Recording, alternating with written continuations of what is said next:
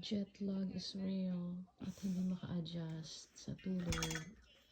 Natulog si James ng 4 p.m. So, nagising ngayong midnight. Pinapakain ko ng egg and boiled salty fish. Gusto niya. Lagyan natin ng konting tuyo at egg.